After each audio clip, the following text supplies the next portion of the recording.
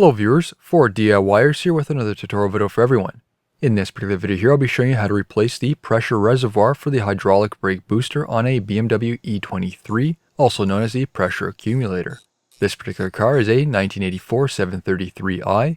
This system was found on many BMWs in this generation. When the pressure reservoir fails, this will cause a hard brake pedal and is more noticeable when you hit the brakes in an emergency, so it's certainly a safety risk. This is tied in with the power steering system, so make sure you have the correct power steering fluid for the car. There is a couple different types. First is removing the vacuum pump. This just sits on rubber grommets. You can pull it straight off. The rubber grommets may pull off the base. As long as they're not damaged, you can reuse them. Disconnect the electrical plug. It just pulls straight off. Then pull the pump over to the side. There's no need to completely disconnect it. Remove the two bolts holding on the power steering reservoir. The one on the top is a 13mm. There is a retaining bracket holding on the power steering hose. This uses a 10mm socket and wrench. With this disconnected, you'll have more movement. And finally, one more is inside the fender well. You'll most likely need to turn the wheel out to access it. This uses a 13mm socket. Now you'll have enough movement to pull the reservoir over. Reinstall the top 13mm bolt on the top where the reservoir was bolted to. This will hold on the pressure accumulator assembly so you can apply leverage when disconnecting the lines. Disconnect the two sensors. One at the top of the pressure regulator assembly is the brake pressure differential switch, and the other on the side is the oil pressure switch.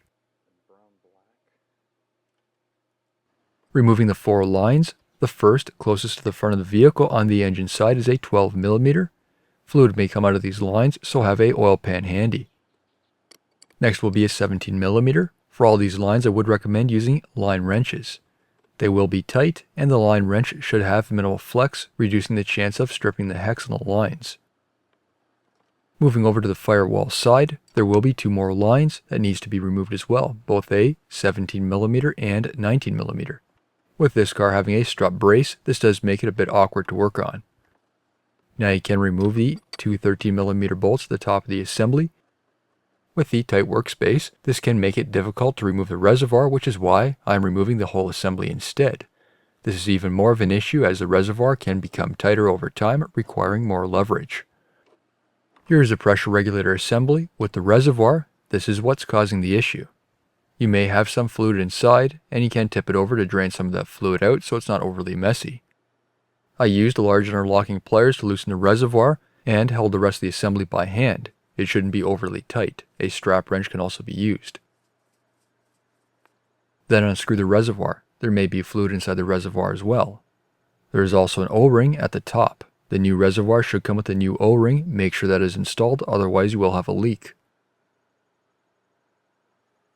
Clean the assembly just to prevent any dirt from falling inside during reinstallation. Here's the new reservoir. Install the newly supplied O-ring. The O-ring just goes into place over the threaded portion. Screw on the new reservoir. I found it's easier to tighten it when it's installed back on the car, and you'll see that in a moment. Install the assembly. Make sure there isn't any dirt inside the line mating surfaces. Tighten down those two 13mm bolts. Tighten the new reservoir. The torque specifications is 31 to 36 foot-pounds or 42 to 48 Newton-meters.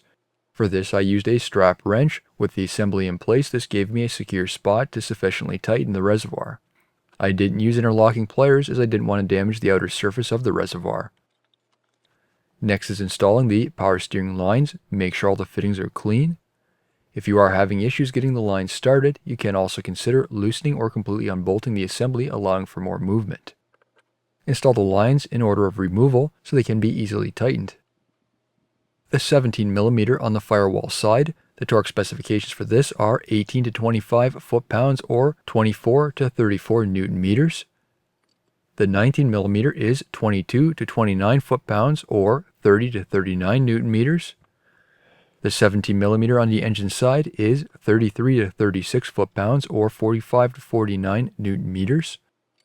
And the last 12mm is 11 to 13 foot-pounds or 15 to 18 Newton-meters.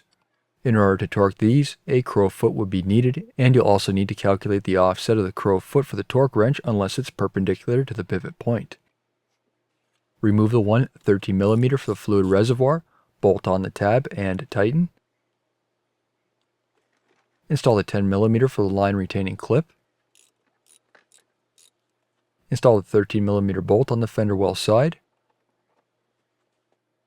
I was having trouble getting those rubber grommets back into place with the vacuum pump, so I removed the two 10mm bolts holding it into place. Then pull up the grommets from the bottom of the bracket. Here's the bracket once the grommets are back into place. Install the bracket along with the 10mm retaining bolts. It's clipped in at the opposite side, so make sure that's in place too. Reconnect the sensors on the pressure regulator assembly. Install the vacuum pump back into place. You'll need to pull up the rubber grommets through their mounting holes. And after that is bleeding the power steering system. As mentioned earlier, there are two types of fluids available for this vehicle, so make sure you do have the correct type. They cannot be mixed. I did end up replacing the fluid, which will be for another video. Add fluid until it's even with the bottom of the screen. The system shouldn't be that low, however with the engine off, you can turn the steering to push out any air which is possibly in the system. This would be full lock from left to right. Then start the engine, turn the steering again from left to right multiple times, full lock each way. Add more fluid as needed, make sure it's even with the bottom of the screen. Turn the engine off and pump the brake pedal. This is where you'll see air in the system most likely. The air is shown by bubbling in the brake fluid. This is cavitation. The fluid will rise, which is normal, just don't let it overflow over the top.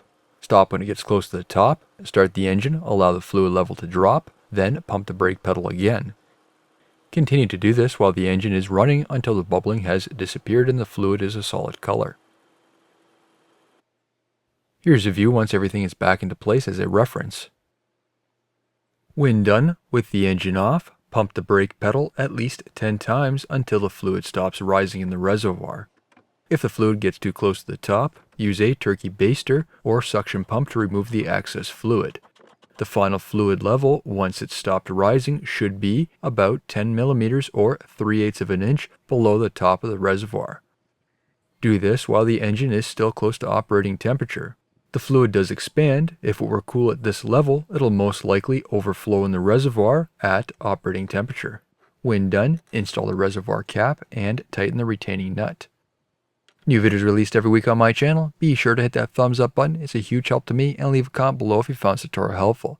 If you're not a subscriber, be sure to also hit the subscribe button. Thank you for watching.